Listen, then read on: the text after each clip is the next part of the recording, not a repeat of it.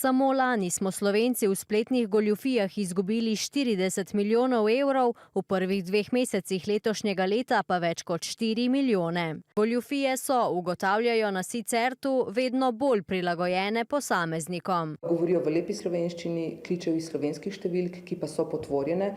Torej, dostikrat pride, do zlorab nekih obstoječih telefonskih številk. Mi ustvarimo varni račun, ki ga dobimo od Evropske centralne banke.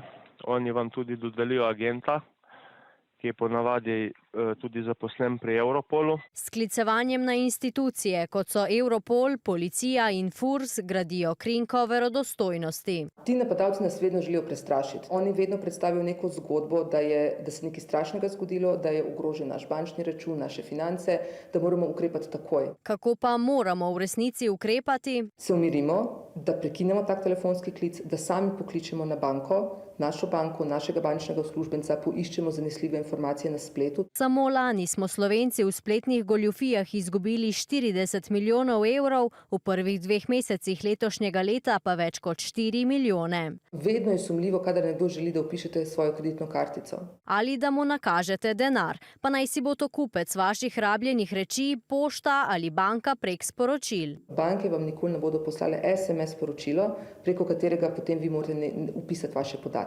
Zato je izredno pomembno, komu posredujemo številko bančne kartice in komu številko računa.